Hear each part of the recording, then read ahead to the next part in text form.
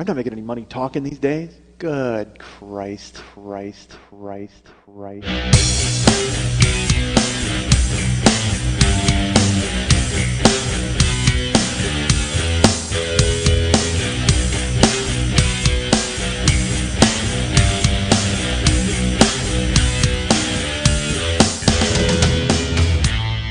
I'm a dick, folks. I'm not gonna lie to you.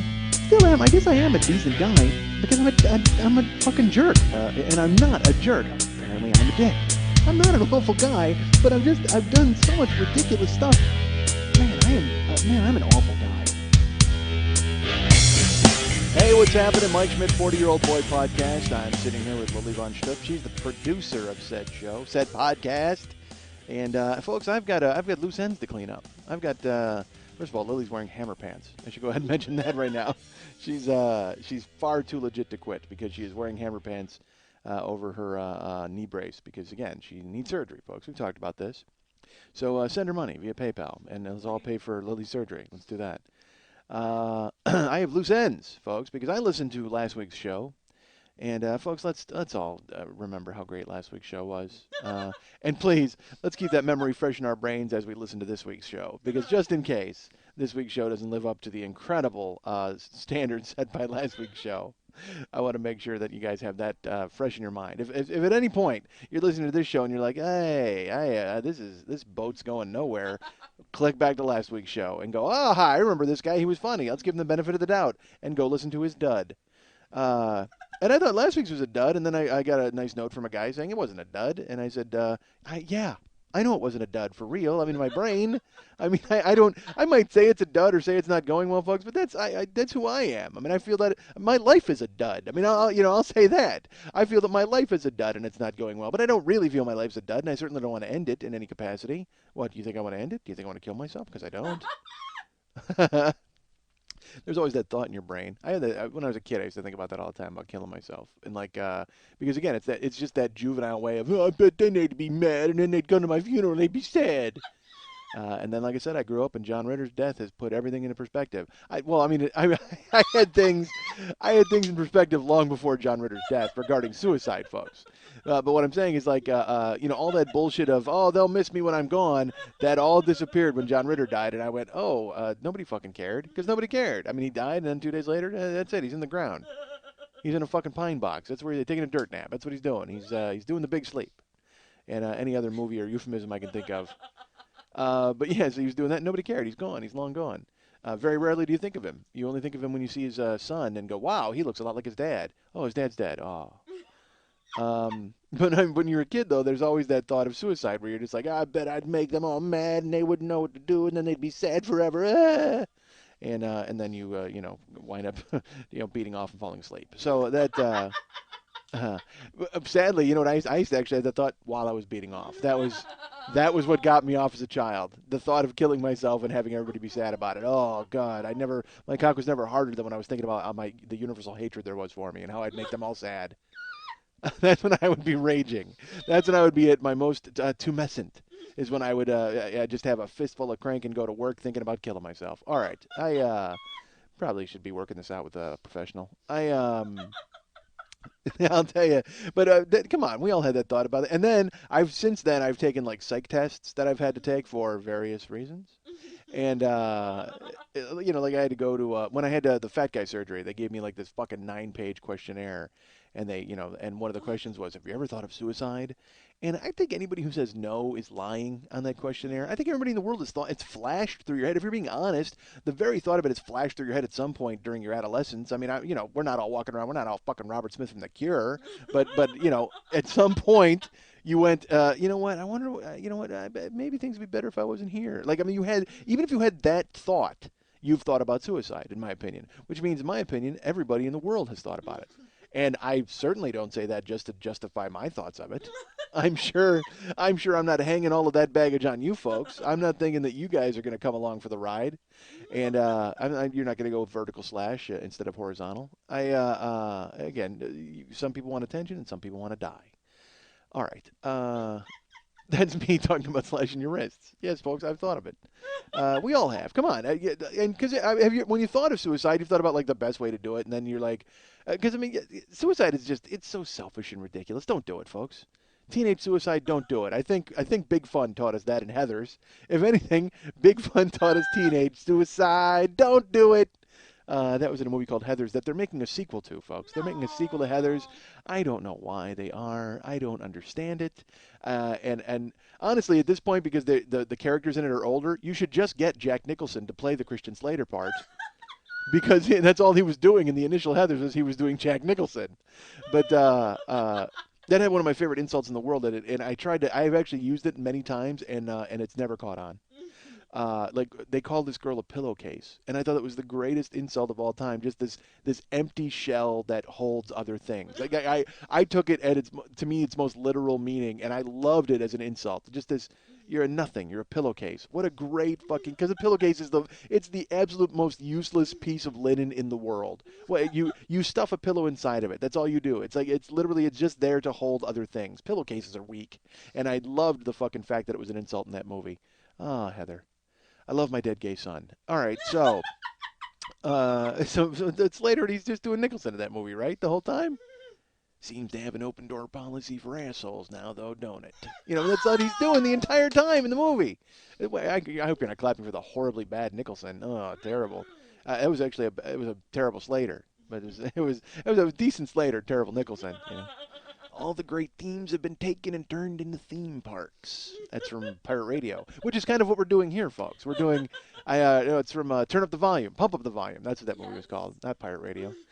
Pirate Radio was that was actually when my buddy Dennis, his little brother Tommy, when we were kids, Tommy did a thing called Pirate Radio. Like I don't. Back when people were still learning out how to work cable TV and things like that, there was a cable access station, and for some reason it would just I don't know why. Like the screen of it was a cursor, and you could type stuff, and it would just come up. And then my buddy Tommy and his friends would do a thing called a pirate radio show, and they would just it was them fucking around in a radio studio talking and typing. Like people would call up, and they would have. So it was essentially the beginning of online chat with an accompanying soundtrack, but it was done over a television. And yeah, that was awful. All right, so I don't even know why I told you. Who cares? But that's why pirate radio is in my fucking brain.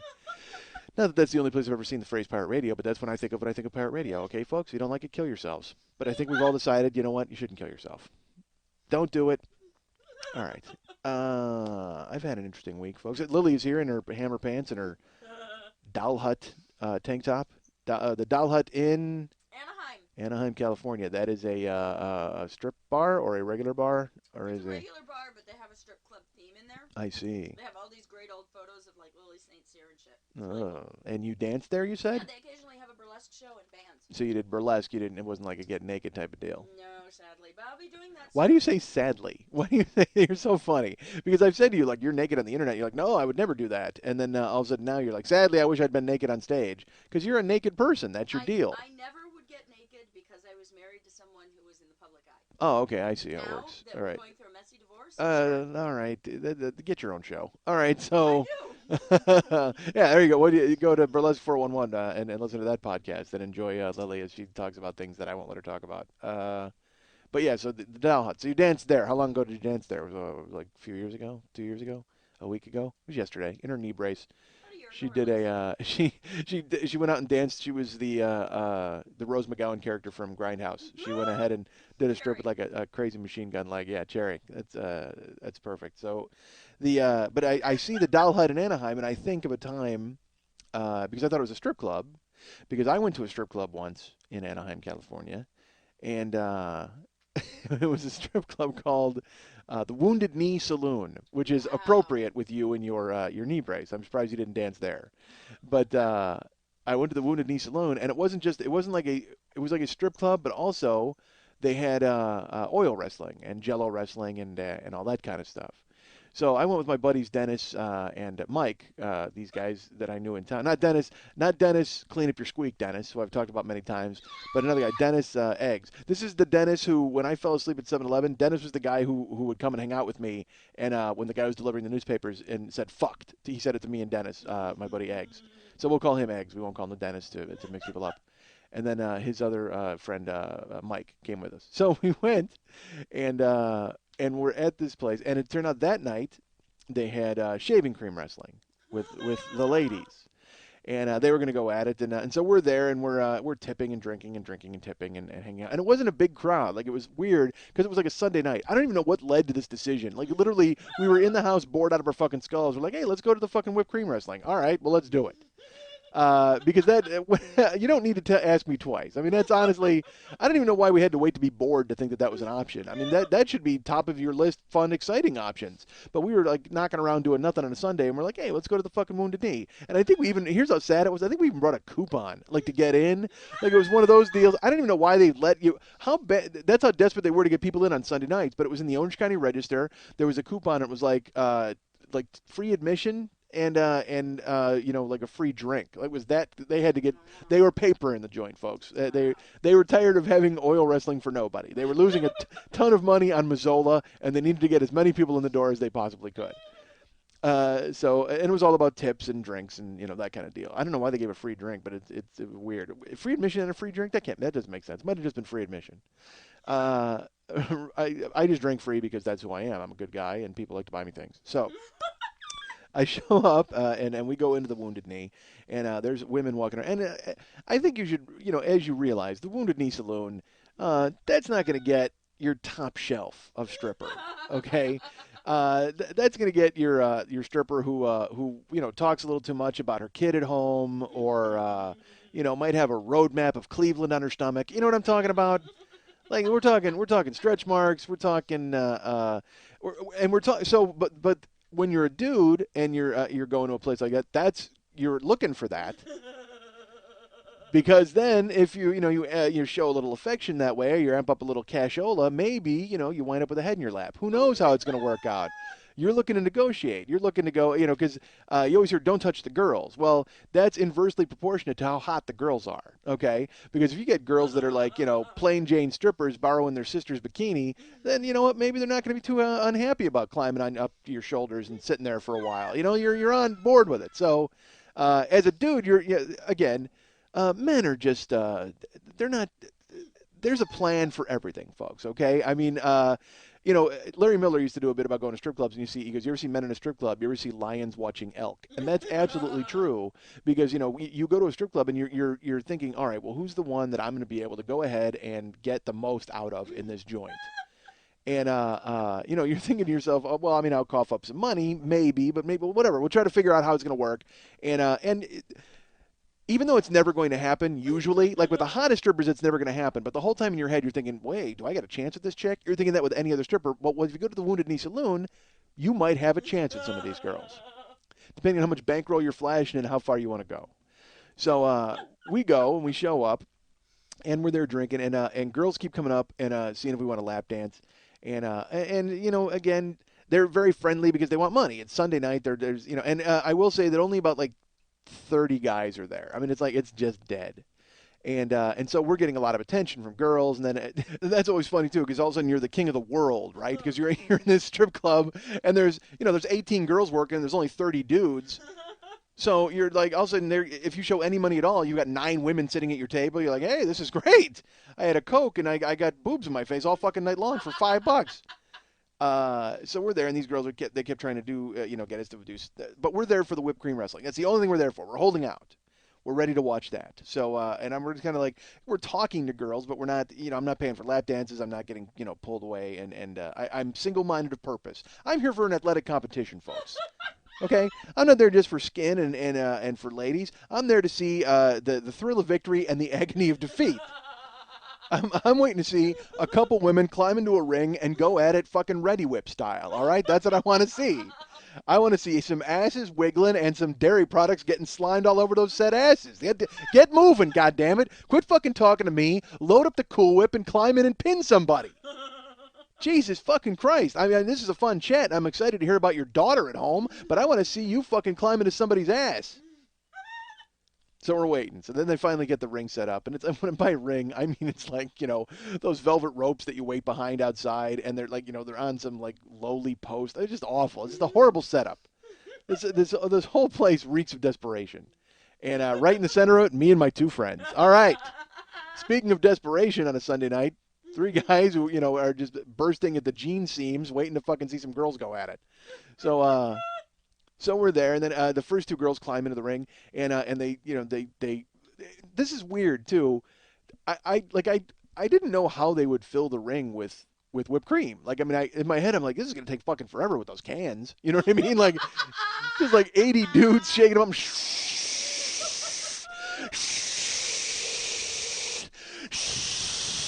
All right, I need another can. Like, literally, it's gonna take fucking months. So I don't know how the fuck they're gonna do it. So I'm waiting. What they do is they wheeled out like this contraption that's already filled with whipped cream. Like the entire thing is filled. And I'm like, oh, okay, well, then they must have spent all afternoon. And then I'm like horrified by it because I'm like, well, fuck, then that's been out. It's like a dairy product. Like, how did it not melt because it's hot? It's Anaheim. Fuck, I don't know. But who cares? Through the miracle of science, somehow they have wheeled out a pen that's what it looks like. It looks like a petting zoo. It's a petting zoo filled with whipped cream. That's exactly what it is. And it's about to have two fucking ladies go at it. So I'm excited. And I will tell you this about myself too, folks. I am a guy who likes to create artificial excitement. You might be aware of that. So I'm not content to just watch these girls wrestle, and I'm not going to sit back like Ben Gazzara and just throw dollars indiscriminately. I don't know why Ben Gazzara would do that, but apparently he would. But that's what I picture. I picture him just sitting back with like a stoic face and just like, yeah. Or like Puff Daddy, you know what I mean? Like not getting excited and just like throwing money and making it rain. No, I'm making this a spectator sport. Like I'm actively involved, and so the first it's funny. I do a bit about strip clubs, and I always mention that talking to a girl named Cinnamon, and I got the name from this club because the first bout of the night was a girl named Randy, I assume with an I hope, and then and Cinnamon, and they wrote out Cinnamon, and I fucking could not stop laughing that her name was Cinnamon. So I said, all right, that's it. You know what? I'm fucking backing this horse. So they climb into the ring, and I'm just like, come on, Cinnamon, and I'm like, yeah, I'm again. Picture this. There's 30 dudes, and they're all in a strip club. They're trying to pretend like, again, men in a strip club are calm because they're just trying to look around, and they're overwhelmed by the fact that women are paying attention to them. Okay, strip clubs are very intimidating for men on that level because either they will act out and pretend to be big shots and they'll wave their fucking money around because they can't swing their dick around, or they'll be very quiet and they'll wait for girls to come to them. I go the other route. I'm just a jackass. It's like I told the story where I had the girl splat me in the face in the strip club. I'm that guy. I want to have fun, man. That's why I'm fucking there. So I get there, and then Cinnamon climbs in to face Randy in the first bout, and I am all over Cinnamon, dude. I am just like, come on, Cinnamon, take her out, fucking take her out. Like I'm screaming like it's a prize fight, and people are going, dude, these girls are just. This is an excuse for them to get naked and whipped cream. Like this isn't really an athletic competition. You're aware of that, correct? And they're giving me, but nobody will talk to me. But they're just giving me the look, like, dude, you're taking this way too seriously. But I don't fucking care. And because you know why? You know who likes it? The strippers like it. They think it's fucking hysterical that for some reason this guy has decided that he's going to cheer for them like he's at the fucking Super Bowl. So me and Dennis and Mike decide Cinnamon's our girl. So we're just like, Cinnamon, come on, damn it. And if you ever seen Stripes, where Bill Murray walks up and he throws the glass of water in John Candy's face, like and to fucking revive him, like I wanted to do. I almost wanted to be Cinnamon's corner man. Like I'm like, oh, dude. So we walked up to the ring after because they wrestled in there. When I say wrestling, by the way, these women aren't wrestling. They're making excuses to grab each other's boobs and whipped cream. That's the only thing that they're doing, and they're just kind of. Normally, but I will tell you that we lit a fire under them, so they were kind of like fake headlocking and like doing all this stuff. And we're just like, come on, Cinnamon! And then Randy would make a move, and we'd be like, oh, Randy, come on, ref! Like we're just being stupid. And there is a ref, by the way. I should tell you that there's a ref, and he's just this old grizzled dude who looks like he wants to be anywhere but there. And I'm just like, well, he looks like a guy who drank at the original Wounded Knee Saloon in Dodge City. That's how old this guy is. I mean, he's just like, he looks like Blue from Old School who winds up dying. I mean, he's like that kind of like his old man. And I'm like, dude. And so then I'm starting to worry because I think he might be a little too frail to handle the action if it gets out of hand. I don't want him to get overwhelmed because Cinnamon's thick. I mean, she looks like a girl who could take care of herself, and Randy's no slouch.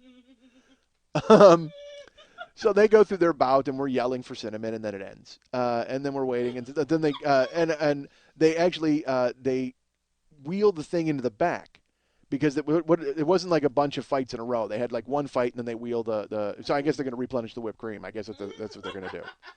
So they take it into the back, and the girls split, and then we're high fiving, we're acting like jerks, and then Cinnamon comes out and joins us at the table. Because she's excited that we've gone ahead and we've decided that she's our girl. So we're like, Cinnamon, and she walks out, and we're like, Cinnamon, yes, because she wound up winning as far as we're concerned.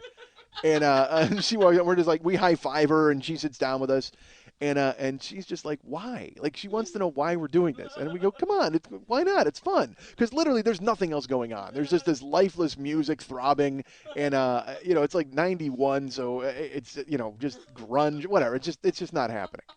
So we're waiting, and we're talking to Cinnamon, and we buy her a drink, and she we asked her. It's funny. This is when, all right. Normally the girls are like, I'll have the champagne, and then you get your bill and it's $18. No, Cinnamon wants a shot. So we're like, all right, and so she drank a shot of peppermint schnapps. I mean, this is a girl who drinks, folks. This is not someone who's got some, like she's not putting up a facade at all, other than, of course, the name Cinnamon. But she's like, yeah, you know what? I'll have peppermint schnapps. And we're like, you're fucking A right, you will. So we're like, barkeep, peppermint schnapps. And my buddy Mike winds up having one with her. So they like clink glasses and they knock it back. And then we're just talking to her, and she literally, there's guys who are coming over to her, and she's just kind of like, no, I'm okay. Like she like hangs out with us because now we've crossed over from stripper and John to where we're like her fan club. Like she's like comfortable with us. So she's hanging out with us, and like people are coming up, like, and she's even kind of turned down money twice. Guys want dances, and she's like, no, I'm busy with these guys right now. And then we buy her another peppermint schnapps. She bangs it down. So then all three of my friends, we start making eye contact, like, hey, can we fuck Cinnamon? You think that's going to happen by any chance? Because, again, that's where guys are. Guys make that leap. Guys are never just content being, themselves. They're like, hey, you know what? Maybe we could fuck this girl because she's being nice to us and drinking. That's all it takes. Hey, this girl's kind of pleasant and she's drinking. I bet we could fuck her. Idiots. So then it's like cling, cling, cling. They ring the bell and they fucking wheel the ring back in. And two more girls are going to go at it. But honestly, we were talking to Cinnamon, and then we looked to Cinnamon. We're like, so which of these girls is cool? And she's like, oh, Dolly is my friend, because this time it was Dolly, and I don't remember the other girl's name, because all I know is when she said Dolly was her friend, that was it. Come on, Dolly! We're standing up, and we're fucking going crazy, and Cinnamon's leading the charge like she's at her table with it. Woohoo! We're going crazy. And the old ref is out there, and again, just, oh my God, just hanging on to life by a thread, waiting to take his last breath and collapse in a pile of Cool Whip. That's all this man is waiting to do. And I will tell you that he did not do a great job of refereeing, because Dolly got thrown down a couple of times, and then there was some chicanery going on, and I was not a fan. I did not enjoy. I'm like, come on, ref, step up your game, goddammit. This girl is all over Dolly. And then Dolly, I will tell you, Dolly would she thought Cinnamon was funny because Cinnamon was like cheering for her, but she wanted nothing to do with that. Like she wouldn't even make eye contact. And we're like, come on, Dolly. And she's not even looking at us. So that's fine. So then their match goes, and to us, we're cheering, but all of us keep staring at like Cinnamon's ass because she's just there in like a thong and no top, jumping up and down. Cheering for her friend, and again, we've crossed over from being, this is a lot of fun, to, hey, which one of us is going to fuck this girl if any of us can? Hey, maybe the three of us can. I don't want to see your dick, Dennis. All right, so, eggs, I'm serious, I don't want to see your crotch. All right, so, but that's how stupid we are. We keep thinking we have a shot. So that match ends. And then they go into the back. They wheel the thing into the back in the old ref, and they take care of business. So we're doing. We get Cinnamon a third shot of peppermint schnapps, and I'm like, dude, she's gonna pass out eventually, right? That's gonna happen. So then a half hour goes by, and Dolly comes out, and she joins us at the table, but she joins Cinnamon at the table. She doesn't want to talk to us. She doesn't want to look at us. And she's also all about cash. When the people come by to get table dances, she disappears. Like Dolly's like, yes, immediately, I'll make money. And then Cinnamon eventually has to go too. She has to go, and she goes to make money. So the three of us are sitting there, we're just like, oh, God damn it. All right, well, You think we got to? Because now it comes that point in the night where you're like, do you think we should stick around and spend more money on this chick? Do we have a chance? Because I mean, in a strip club, you know you don't have a chance. That's the thing. You know you don't, and you know that they're there to get you to buy drinks and all that kind of shit. We know this, but the fact that she's fucking sitting on my lap and drinking peppermint schnapps, and then and then leaning on my buddy's lap and you're putting her tits in everybody's face, we're like, you know what? Let's fucking. I mean, seriously, there's a pinball machine in this place. Let's hang around. Who knows what's going to happen? That's right. All right. So who knows? Who knows what could happen? I mean, because again, it's a small enough group to where something like that could possibly occur. Because you've got a bunch of physical activity, you've got athletic competition, you've got naked women. Eventually, you got to figure that's going to happen, and Kelly McGillis is going to be in court with us the next day. So we don't know. So then they got the strip club DJs, or it's funny because Randy and Jason Sklar do a fucking hilarious bit about strip club DJs and how they talk, and they turn the music down and they're like, all right, we got to let you know that we got another bout coming up, a big time bout coming up, and we are looking for tag team partners for this bout. Anyone out there who wants to come up with $50, that's right, $50 can go ahead and get into the ring with the ladies. That's right, $50 can get you into the ring as a tag team partner with the ladies. Let's go. I look at Mike and Dennis, they look at me, and we're just like, we got to fucking do this. We have to do this, right? And Dennis and Mike look at me and they go, no, we don't have to do this. I go, are you fucking kidding me? I go, come on. I go, we have to do it because we've been yelling like jackasses all night, looking like guys who wanted to get involved in the action, and now we're not going to get involved in the action. It's right there for us, God damn it. And they go, dude, we don't want to pay $50 to get in the ring. It's like, and I go, come on, let's do it. They're like, dude, all right, if you want to do it, but we're not doing it. And I go, fine, I'll do it. I go, I'll fucking do it. That'll be hilarious if I do it, right? And they go, yeah, okay. I go, how do I not wrestle a chicken whipped cream? I'm here. How many times am I going to get this opportunity? Certainly never again in front of you guys. I mean, honestly, I don't ever see this coming up again in our lives, right? The three of us will be in the house somewhere, maybe at the mall, and then all of a sudden, boom, they whip out an old guy and a fucking tub of whipped cream and say, hey, let's go at it. That's never going to happen to us again. We're here. Let's do it. So they decide that they want nothing to do with it. But they're like, look, if you want to do it, do it. I go, all right. I go, $50 is, I mean, that's, because again, we brought a coupon to get into this place, all right? We weren't exactly loaded with cash. We're buying schnapps for Cinnamon already. And also, how does she not drink cinnamon schnapps? I don't even. When you think about it, and in my head, I wonder now if it wasn't even invented. Like, I don't even know. No, we had it when I was a kid, right? Yeah, because it was the most disgusting drink in the world. Like, you'd be out with your friends, and someone at the back roads would bust out cinnamon schnapps, and you'd be like, honestly, do you just want me to vomit right here at fucking Royce Road? So, cinnamon schnapps, that was like drinking Tabasco with booze in it. It's terrible. So I'm waiting, and they announced that it was $50, and then my friends and I are talking, and we're like, that's steep. You know what? That's kind of steep. And I go, guys, it is steep, but we will never be able to do this again. And they're like, oh, all right. We don't know how they're going to collect the money, or we go sign up. We have no idea how that works, but we're waiting, and Cinnamon comes back out, and she comes over to the table. And we say, hey, do you got to wrestle the dudes? And she's like, no, they, because I also wanted to know if like we could bid on on chicks. Like I didn't know if like you got to pick your own girl or how it worked. She goes, no, there's two girls who do that. And we said, okay. And we said it's $50. She goes, no, it's not.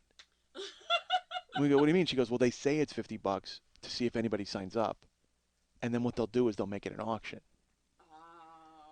And so, like, here we go. All this liquor we've been buying Cinnamon has helped us, folks. We used a coupon, but then we wound up blowing that money on schnapps for Cinnamon. And so we wind up talking to her, and we're like, we learned a secret, a trick of the trade. Wonderful. We're going to go ahead and save some cash. So we wait. And the announcer goes, all right, like we said, guys, anybody can get into the ring with the girls for $50. $50 you can get into the ring with the girls. Who wants to get into the ring? We've got Candy and we've got Tanya. Who wants to get in with Candy and who wants to get in with Tanya? Tag team partners, $50. And then they go and they play another song. So we're Cinnamon. We're like, our Candy, and she points out Candy and Tanya. And Candy is fucking hot. Hot. And now I'm like, all right, guys, we got to pay the $50. Let's just pay the $50, right? $50 isn't bad. That's fine. And they're like, dude, hold out. And Cinnamon's like, no, there'll be an auction. I go, yeah, I understand that, but I mean, Candy's worth $50, right? Candy's worth 50. I mean, Tanya's attractive, but I mean, I'm freaking out, and I look at Cinnamon, and I go, do I get to pick like whose team I'm on, or how does that work? And she's just like, I don't know. You get in the fucking thing. So now, because now I'm like Candy, and granted, I got a half-drunk Cinnamon who I could probably bang out, but instead I'm like, oh, look at Candy. Jesus Christ, that's worth 50. So. And believe me, not the first time in my life I'd had $50 worth of candy. So I'm I'm excited. I'm ready. The song finishes, and then they go, "All right, gentlemen, we're going to start the auction." Like they don't even admit that nobody paid the $50. They immediately go right into auction mode. They go, "All right, we're going to start the auction to see who wants to be a tag team partner of the ladies, Candy and Tanya. Who wants to get involved in this battle? Who wants to go ahead and get to be a tag team partner and get into the ring? Big time wrestling here at the Wounded Knee Saloon. Who wants to go ahead and take it?" And they go, "Anybody?" And nobody bids. Nobody fucking bids. And we're sitting there, and I look at the guys and I go, "Fuck, let's do. Come on, dudes, we got to do this." And they're like, "You do it. We're not doing it." I go, "All right." And one guy goes, $5. And they're like, all right, we got $5. Who's going to go more than $5? We got $5 for one man who wants to be a tag team. And I go, $10. And they go, all right, $10. We got $10 and we got $5. And I look at the guys. I go, how high can we go? And they go, well, we got like, because they had, we had like $120, but I mean, I'm going to start low. I'm going to stay with 10. So then I'm at $10. They're like, all right, we get $10 and $5. $10 and $5. Anybody want to go higher than $10 and $5? And he's got and my buddies are getting their money out, and they go $10 and $5 going once, $10 and $5 going twice. And now in my head, I'm like, I should have bid $5 What the hell is wrong with me? I should have gone 6. I would have saved a shot. That would have been a shot. That would have been a shot of schnapps for Cinnamon. But instead, they're like, sold to the two men, Candy and Tanya, and you guys are going to go. And so I win. So I'm like, oh, all right, $10. I go, and what was funny, I had my own money, and I go, Mike, give me $10. Ha! I made Mike pay to put me in. So Mike gives me $10. And they go, all right, fellas, come with us. So Candy and Tanya come, and they take our hands, and they take us into the back. And we have to go have a meeting with a guy. And he brings us in the back, and we pay. And then we see Candy and Tanya getting ready, and he goes, all right, who paid $10? And I go, that's me. And so I pay him his 10, and he goes, and you paid 5? He goes, yeah. He goes, all right. He goes, if you paid 10, he goes, you get to pick. I go, what do you mean I get to pick? He goes, you get to pick who you want to wrestle. And I go, you mean like who's on my team? Because I'm thinking we're tag team partners. Because I'm still in athletic mode. I'm still thinking us against them. You know what I mean? Like. And so he goes, no, you get to pick like which of the girls you want to wrestle with. And I'm going to tell you, folks, there's you've heard of the land speed record, where like a guy drives a car faster than anybody can see or the speed of light. And I literally, once my thought process realized what he was saying, because again, my head, I'm still wrapped into teammates, and I'm going to go ahead and do it. And then I go, so I'm paying to see like who's on my team, and he goes, no, you're paying to see who you want to Candy. Like it's like literally that quick. Like I completely anticipated. I knew he was going to say who I wanted to wrestle, who I wanted to be paired up with. I just literally, no, you're paying to see who you want to Candy. So I get Candy, and I got to tell you, folks, at this time, I'm like fat. Okay, I'm a fat guy, but I'm not like I'm not crazy fat. You know, like I got to be in later years. So I'm not in good shape, but I weigh about probably 270 at the time, and you know what, I kind of look like I do now, but about 30 pounds here or there. So they give us the speech. They're like, all right, listen, you're going to go into the ring, and you're going to you get in there, and you wind up just wrestling with the girls. Don't be too rough with the girls because we will immediately throw you out. And I go, okay, so what do we – and he goes, you know what, here's the way to have a good time. Let them do whatever they want to you. Seriously, just be in the ring, and you're there for them to jump on and do stuff too. He goes, don't go crazy, don't he's talking expressly to me because he saw me yelling like a fucking jagoff all night long. He's like, don't go crazy, don't turn into a circus, nobody's coming off the top rope. He goes, just relax, go in and have a good time. That's what you want to do. And I said, yes, that's exactly what I want to do. I go, so I get to wrestle Candy, and he's like, yeah. And I go, you're sure? And he's like, yeah. So the other guy's like, this is great. And I'm like, yeah, shut up. Like, I don't want to talk to that fucking guy. I've got designs on Candy and whipped cream, and that's it. This is a night of cinnamon candy and whipped cream. That's what this night is. So then it dawns on me. I'm like, wait a minute. Uh, okay, so he goes, get ready, guys, get ready, and you'll go out there in like 10 minutes. So I'm like, okay, and then I go, wait a minute, do we? And I look at the other dude and I go, do we wrestle in our clothes? Like, how the fuck does this work? And he goes, I don't know. They didn't say anything. And I go, well, fuck, do I have to? I mean, we're gonna be in our underwear? I go, that's fine, I guess. I mean, I can go ahead and do that. So uh, we're in the back, and this girl, like one of the waitresses, comes up and she goes, all right, here you go. She brings a box of shorts out.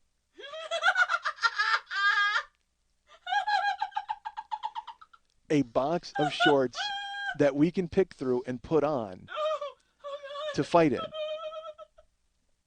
And I look at her and I go, what is this? She's like, it's a box of shorts. Like you need to wear something in the ring. I said, so I'm wearing some other person's shorts who's been to the Wounded Knee Saloon. She goes, yeah, it's fine. And she points. She goes, look, we got a washer and a dryer. We wash these every night. Don't worry about it. You're fine. And I look at her and I go, I got to put on. I go, because again, folks, I'm in the Wounded Knee Saloon. I don't know if there's going to be crabs. I don't know what the fuck. There could have been like weird diseases that I didn't even know about. I might get dick knee. I mean, that might happen. Again, it's the Wounded Knee Saloon. I might put on the shorts and wind up with a kneecap on my dick somehow, like or a dick hinge. I don't know how the fuck it's going to work. But I'm like, I got to put on strange pants? I mean, that makes no fucking sense. So all of a sudden now $10 is looking a little expensive because eventually I'm going to have to go get shots and get my dick pressed out because of the fucking weird disease it's going to wind up with. You know, I'm going to tear a tendon in my dick knee. That's not good. But I'm like, she goes, well, it's either that or your underwear. And at the time, this is the old days of tighty whities. This isn't, I'm not cool enough to be wearing boxer briefs at this time. I didn't even know they were invented. I'm wearing like regular fucking underwear. And I'm like, all right, well, you know what? Fuck, I'll change. That's fine. So we picked through the shorts, and I mean, what a menagerie of fucking clothing. Yeah, I mean, they washed them. I mean, I don't know what they used some sort of like adhesive soap. I don't know. It was like kind of like they were sticky and scratchy at the same time. I don't know. It was like touching the clothes. It was like a sponge covered in sand. I mean, it was just like that kind of weird texture, just awful. And so I pick them up and I'm looking at them, and I will tell you this. They covered all the bases size-wise because I pulled out a pair of like 6X shorts. Like and I just pictured the strippers going, if anybody wore that, they'd just be like, oh man, I don't want to wrestle that guy ever in a billion years. So I found a very tasteful pair of flowered swimming trunks, and we got to change. So then I go in the back and I take my clothes off and I go, do you guys have a locker or what do you guys have? And they go, no, just leave your clothes right here on the table. So, I mean, I got a wallet. Like, all of a sudden, again, this whole proposition broke bad once I got into the back because I got to put on, fucking borrowed pants and leave my wallet out where anybody could grab it. And again, we've already established that fucking Dolly wants nothing to do with me. Who knows if she goes right for my wallet when I'm in the ring? I don't know. I don't know how it works. And so now I'm starting to double clutch, and I'm like, all right, I'm standing here in used pants. And I got to leave my fucking clothes out in the elements. I mean, you know what? I don't know if this is such a good idea. And as I'm thinking to myself that it's not a good idea, Candy walks out of the back. And Candy changed out of her floor bikini into her fighting bikini. And I see her walk by, and all of a sudden, everything is right with the world. I go, you know what? I don't need my wallet. I'm in yesterday's pants. Who the fuck cares? I'm going to be in the ring with Candy and whipped cream. Let's do this. Seriously. I am back on board because, dude, she turned around and she had stockings on. All right. She's wearing like a bikini with a thong, and she's wearing white stockings with heels. And she turns around and bends over to adjust her stockings at the waist, and not like oh, I dropped something, I got to pick it up. Just that weird thing where like one leg is completely straight and she bends at the waist and goes, oh guys, listen. Seriously, if there is a heaven, it's that spot right at the top of the thighs, from that that you can see through on a girl, like right, like when they're standing with their legs together and it goes up and there's that one small shaft of light that comes in just underneath. Oh my Christ, that's where you want to live your entire life. You just want to crawl in there and go, I'm safe, man. So she pulls that and she bends over to fucking fix her stockings, and I'm like, I don't care that I'm in fucking somebody's pants. Let's do this.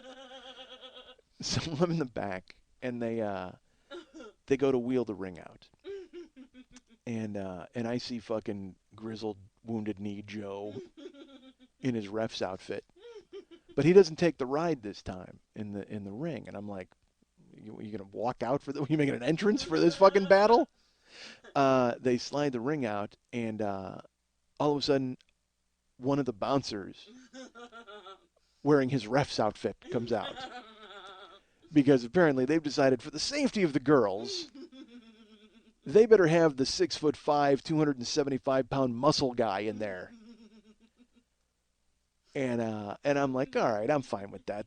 I can live with that. So he comes into the ring, and then they start with this big announcement. They got the fucking lights, and it's all the music, and they're like, all right, let's meet, your opponents. And it was this guy, was his name Gary or Greg? Gary, I think was his name.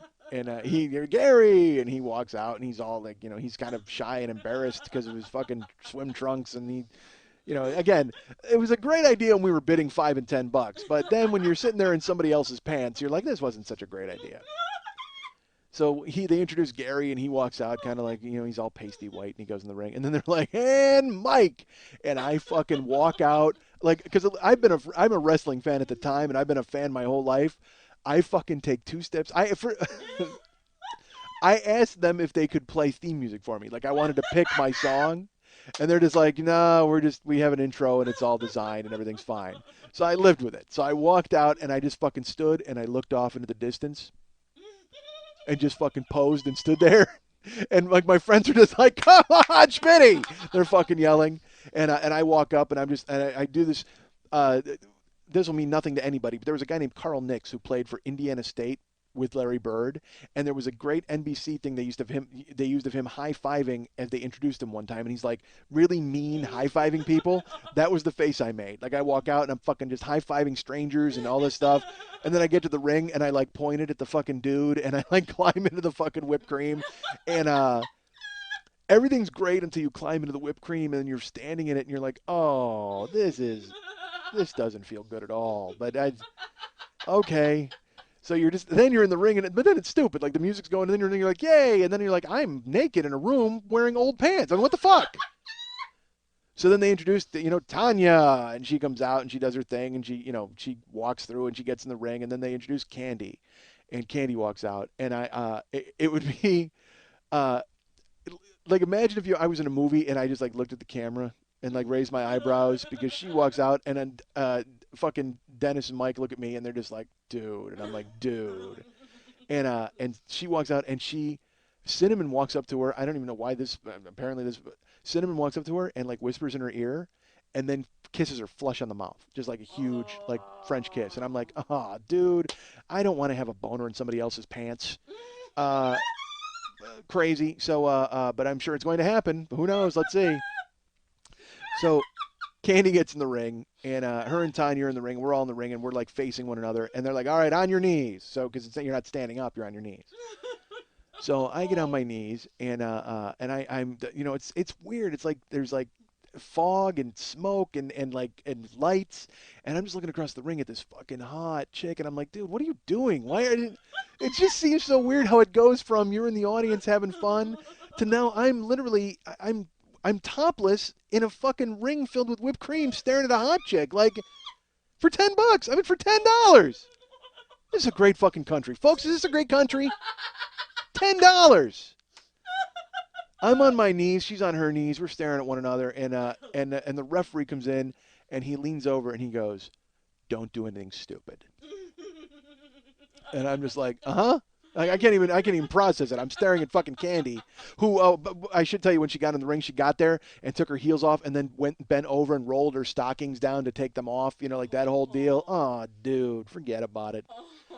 Uh, so she's on her knees and I'm on my knees and we're looking, and they're like, all right, when the whistle blows, just go at it and you fight until we tell you to stop. And there's 3 rounds. So I'm like, okay. So they're like, all right, brrr, they blow the whistle. And I like kind of slide over on my knees and she comes over. And the first thing she does is she runs her hand along the ground and she pie faces me with a handful of whipped cream. I mean, just hits me right in the face with it. And it's like, boom, she hits me in the face. And I'm like, ah ha ha. And it goes in my mouth and in my eyes. And it's at that moment, folks, that I realize this is not whipped cream. This is shaving cream.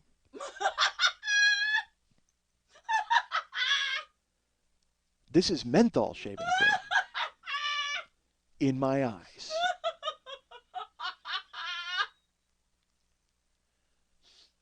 My whole face just starts burning.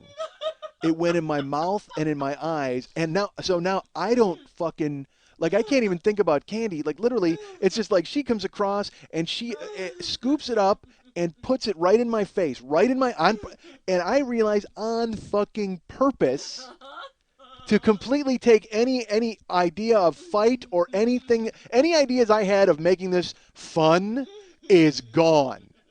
Because she puts it right in my eyes. My eyes start burning and I can't see a fucking thing. And it's in my mouth and I'm just like, and before I even process it, she's on me. She fucking leaps on me and she's just, again, she's a tiny girl, but she's spinning around on me and she's like on my back and she's, hit me in the head and then I fall on purpose. I go down like I'm on my knees and I let her jump on me and she's sliding on me. Like, there's this great, if you ever go online, like, you ever see a Thai massage, but like in Thailand where you get like completely oiled up and they slide all over your body, that's basically what she's doing. She's sliding on me, she's sliding on my legs and like, all over me and like, and grabbing, she's grabbing handfuls of crank. I mean, she's like going off. But again, I can't even think about it because my eyes are fucking, I can't see or enjoy any of it because I'm in fucking pain. Like, I'm trying to figure out what the fuck is going on. So it's burning and it's like this horrible taste in my mouth. It's like it just tastes like mint death, and I'm like, what the fuck? So then she climbs on me and she turns me over and she pins me on the ground, and I'm starting to kind of see now through my tears and fucking shaving cream and literally mint fumes in my eyes. And I can see, I turn around and I look and I see the other guy too. He's all fucked up and Tanya's fucking him up. And then this chick, she climbs on me and she straddles me and then she slides up my body over my face. And I feel her razor stubble of her pussy go over my face. Like, I felt it. And it was like, and so I knew, but it's just like, that's what I took away from it. Like, I'm all burned up and she fucking slides. And I felt, it was like, it would be like kissing a dude, I would imagine, because literally her razor stubble went over my face and I felt it. And then she like, sat on my face and like stayed there. And then she's like, doing, and I can't see anything, but I guess I'm having a good time. I'm sort of into it.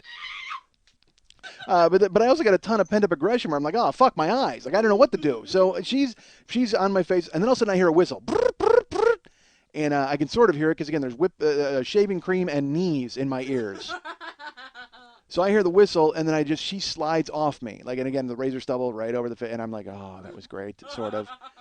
So the whistle happens, and then I clean my eye, I clean my eyes out, and they're like, all right, round one, and I sit up, and the guy Gary. He comes over to me, like he's on his knees, and he puts up his hand, and he's like, dude, like high five. I fucking blasted this guy. I'd fucking hit him with a two-hander to the chest because I was just like, fuck you, dude. I'm not your dude. And he looks, it's like, because I'm with the chick, we're wrestling, it's eyes burning, I don't know what the fuck's happening. All of a sudden the whistle goes, we're done. I got fucking crazy aggression. I turn around, this guy's like, hey man, and I go, boom, and I fucking jack him. And the funniest part of hitting that guy, he's in a fucking pool of shaving cream. He has no control over himself. He slides off. I mean, it looked like a fish on a dock. He just goes fucking spinning, like, and he fucking does a somersault and a cartwheel into the fucking corner, bam, and he's just leaning there. And I'm just like, I fucking laugh right in his face. Not his face, more of his ass, because he's upside down in the goddamn corner. And I get, even Candy and Tiny laughed, and the fucking crowd is just like, oh! because I drilled this fucking guy. And the ref comes over. He's like, "What was that for?" I go, "Hey, I'm not friends with that guy. I'm not in here to make friends." I'm not in here to make friends. I can't even imagine what I look like covered in fucking shaving cream. It's in my mouth, my eyes. I'm not in here to make friends. Really? Okay. All right, tough guy. And then round two started, and again, man, she just because I finally I got water and I cleaned my eyes out. First thing, boom, shaving cream right in the eyes. And then I got the hang of it. You just kind of lay there and let her do her gymnastics and do whatever. And then the third, it was funny because in Stripes, John Candy, he takes their tops off, and that's like the big final insult. Well, the third round is straight up topless. And the third round I got a little aggressive. I'm not gonna lie to you folks. Because then she would like slide on me, and then she went to go, and I like kind of grabbed a handful and like spun her around and did all that. I lifted her up like I like at one point because she went to climb on me, and because now we're slippery. So then I like spun her around and I put her on my shoulders, you know what I mean, and I like had her over my head, and she was like small, and oh, it was great. And so I mean, and I will say then, I mean, she's really hot and like just like tiny fucking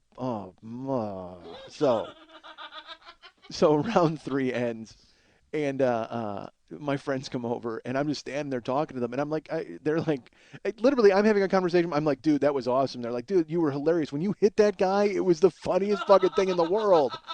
And I go, yeah. And I see Gary like he like he's limping to the back. I don't know if he got such a pussy, he got injured in his battle with Tanya. I don't know, but he limps off. And I'm standing there talking, and I'm like, yeah. And all of a sudden it dawns on me, I look like the fucking Stay Puft Marshmallow Man. I gotta get fucking. I'm naked, other than swim trunks, and I'm covered from head to toe in shaving cream and tears from the fucking burning eyes. So I go in the back, and luckily my clothes are still on the table, and I'm like, and then it dawns on me, I'm like, I don't even know, because I hadn't thought this through. Like I don't know what the procedure is or whatever. And they go, hold on, we'll get you a shower. And I said, oh, okay. And I in my brain, my tiny brain, I went, shower. Yeah. Candy and Tanya are covered in shaving cream. Hey, wait a minute. Are they going to be in the shower? Wait a minute. This is maybe it's like a little bonus for your cash. I'm like all excited. And so I'm waiting, and then I see there's the girls are in the back. You can see them. There's a shower, and it's like a high school gymnasium type of shower. They got two showers, and the girls are both in there getting cleaned up. And I will tell you that was worth the fucking price of admission to see fucking Candy and Tanya in the shower, just getting like washing shaving cream out of every crack of their body, and still wearing their bottoms. But then like the best ever was like Candy like pulled her bottoms open to like let the water go in there, and like and I'm just like, oh dude, I am soiling somebody else's shorts. So we got to wait our turn. Okay, so me and Gary are in the hallway covered in shaving cream. It's still burning the fuck out of my eyes, and I mean, and now it's getting like crunchy, like because it's like I'm in open air now. And now I'm not friction or moving. Now it's like forming on me. So now I'm going to be. It's almost, you know what? It's like Cynthia Plaster Caster decided to make a full body mold of me. Okay, that's what I mean. It's like so she's good. She's got a fucking full size Mike Schmidt for her collection made out of fucking shaving cream. So I'm waiting, and it's like I'm getting encased, and pretty soon I think I'm not even be able to move. It's going to be oil can. Like I don't know what the fuck's going to happen. So Gary and I are in the hallway waiting our turn, and the guy comes over and he goes, "What are you guys waiting for?" We're like, "What?" And he goes, "Get a shower." Like get. And I go, "Oh, oh, all right." So I go to like walk in where Candy and Tanya are still showering. He goes, "No, no, fuck, dude, no." He goes, "That's for the dancers." And we go, "What do you mean?" And he goes, "Right over there." He points. There's like a rusty gutter with a torn curtain in front of it. Like, and I look at him and I go, "Are you serious?" He goes, "Yeah, that's the shower for the guys. Go." And I look at Gary and like, and I'm not kidding you, folks. It's a shower head that has no shower pressure at all. It's just trickling water. Like you can see it coming out of it. Even when you turn it on, it makes this noise. Like, you know how when you turn on a faucet and the pipes go kong kong? It does that. I turn the shower on and it makes this weird noise. And then brown water just starts trickling out of the shower head. Like it's no shower pressure at all. And the curtain, it's not even a curtain. It's a doily on a fucking bar. I mean, it's just like this tiny, and I look at Gary and I go, are you going to do this? And he goes, yeah. So he gets in there and he starts taking his shower. And by shower, I mean just standing there and letting brown water run on him.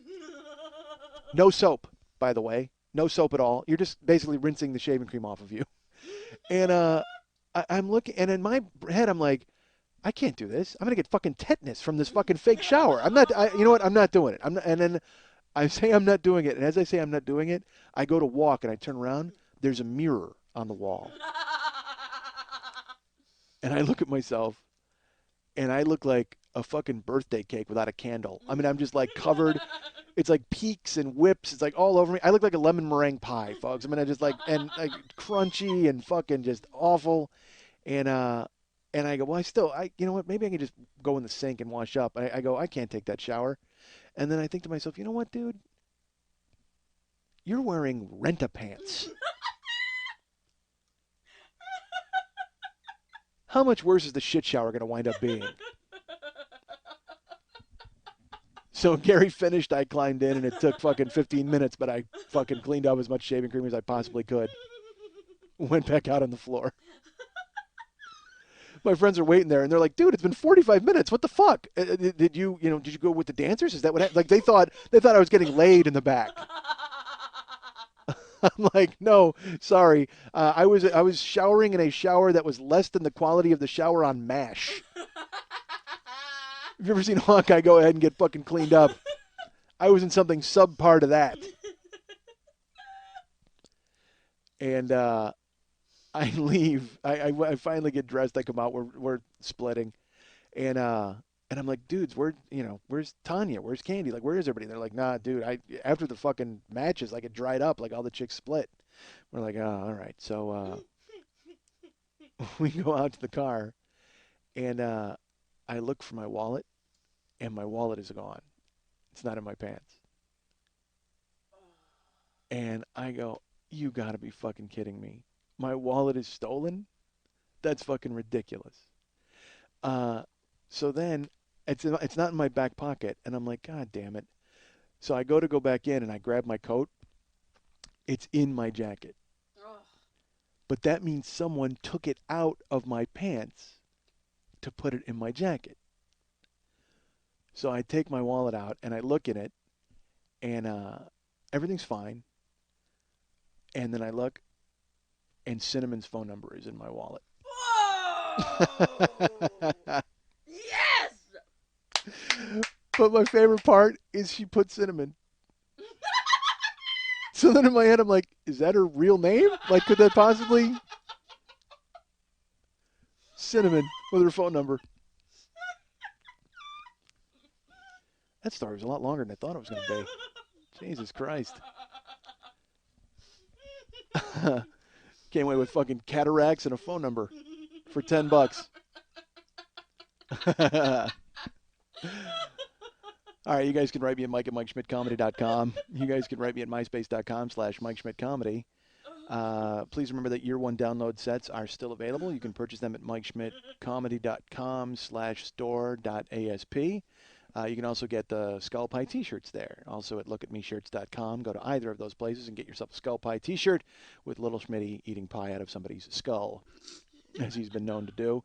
If you guys want to write me at a P.O. Box, you guys can write me at, like I said, Mike at MikeSchmidtComedy.com and give me your address. Or no, why would you do that? You want my address. So go ahead and call. I'll send you a P.O. Box number, and then that will be fine, and we'll get you involved with that, and you can send me whatever you want.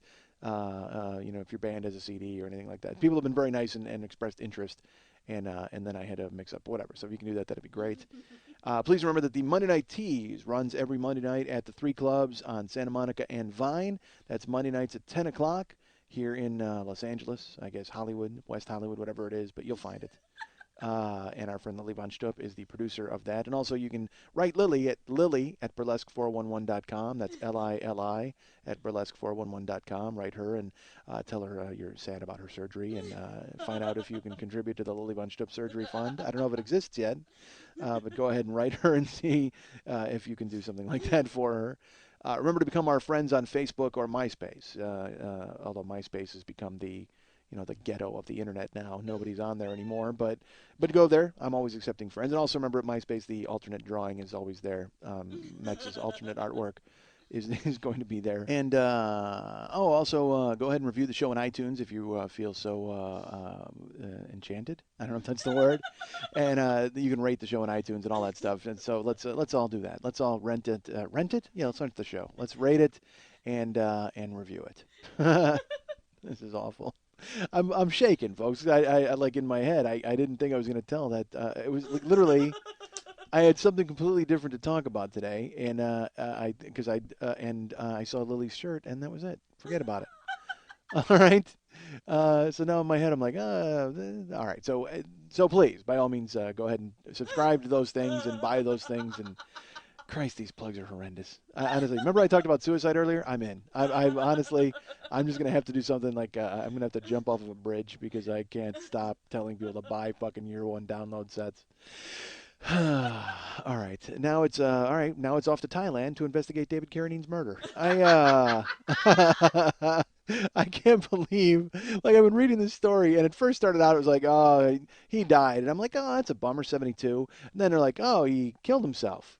Speaking of suicide, he went ahead and hanged himself. And I'm like, oh, wow. And I said, that's, like, profoundly sad that if you're 72 years old that you wind up hanging yourself and killing yourself. Like, it just seems, but then again, maybe it's not profoundly sad. Maybe it's like if someone goes, I've lived all the life I want to live, and therefore I'm ready to check out. Let's do this, and I'm going to handle it my own way. So in my head, I was trying to balance out whether it was sad that he killed himself or it was a happy death. Like if he was like, it was a happy hanging. He was like, we went with a smile on his face.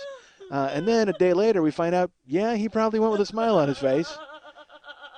As someone strung him up like a fucking piñata and tied his hands and his neck and his balls together. And they said it was autoerotic asphyxiation. Now, I'm trying to figure out what tying it around your balls does. Like tying it around your, like, I guess, because it's around your neck and that's the choking part of it. But then it's like, is it like a cock ring? Because it was funny. I even said that to Karen. I go, I don't know why we do this. She goes, it's like a cock ring. I'm like, oh, okay. Thanks, hon. I'm glad you pointed that out. And then Karen's, I was like, well, we got to try that then. And she's like, a cock ring? And I'm like, no, the hanging thing with the rope. And she goes, well, we tried it once before. And, it's funny because we sort of did. Like when you're married and you wind up having sex and doing stuff, you're like, hey, what if we choked each other? Like, I mean, it's just like it just shows up. So one day we were like, let's see what that works. But I wouldn't do it to her. I wouldn't do it to her because the last thing I need is like, because I have big hands and then it's going to be bruising on her neck and then all of a sudden her trachea snaps and then it's like, and all of a sudden I'm fucking the preppy killer from Central Park and it was like, hey, it was rough sex. So I let her choke me. I was like, you do it to me. So she's just like, literally, like, we don't know how to do it. We don't know the fucking facility. We didn't have a rope. We didn't have anything. So she's just choking me. Like we're, choking and fucking and doing whatever. And I'm like, this isn't working. Like all it is I'm joking.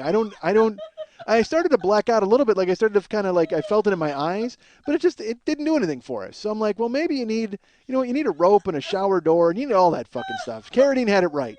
I guess Carradine had it right, although he went a little too far, obviously. But Hutchins and Carradine, they know what they're doing. You get a belt and you make the move. But Karen and I we had no facility for it at all. We didn't know what the fuck we were doing. All I know is we were fucking and choking. That was basically it. But now Carradine, so he dies and they find that he's all tied up. He's fucking trussed up and getting hammered. And then his family. Here's my favorite part. His family wants the FBI to investigate. Yeah. Because that's what we want to do in this time in the war on terror and fucking terrorists trying to sneak dirty bombs into our country. We want the fucking agents to go over and see if Kung Fu got a hand job. That's what I want to fucking do. Let's go ahead and put our best men on the case of whether somebody was able to snatch the pebble from his ass while they hung him up from a goddamn shower rod. Yeah, that's okay. I think that's what the FBI is thinking of themselves. They're like, we can only hope that some 80-year-old man hangs himself in a sex accident in fucking Thailand so we can figure out what the last thought that went through his head was while 3 ladyboys with Astroglide all over their hands stole his wallet. Yes, I think we can.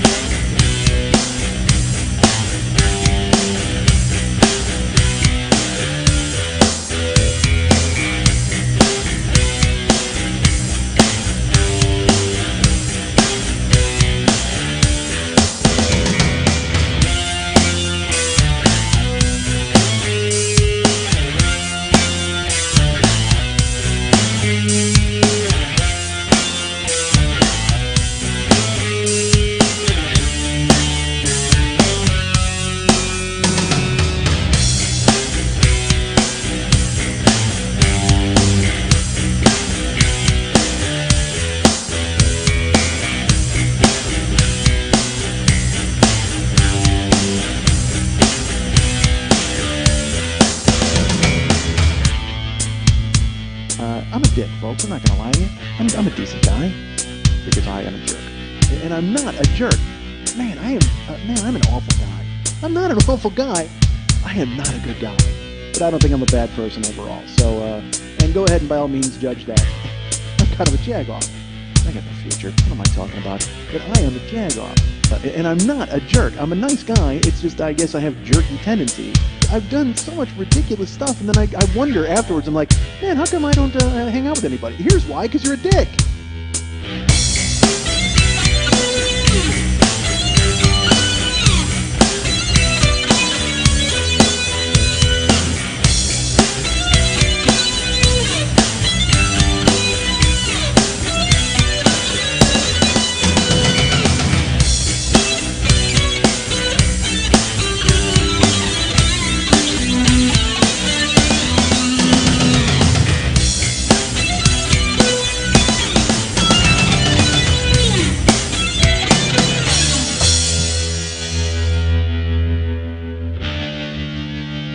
You're finished. You're finished. You're finished. You're finished. You're finished. You're finished. You're finished.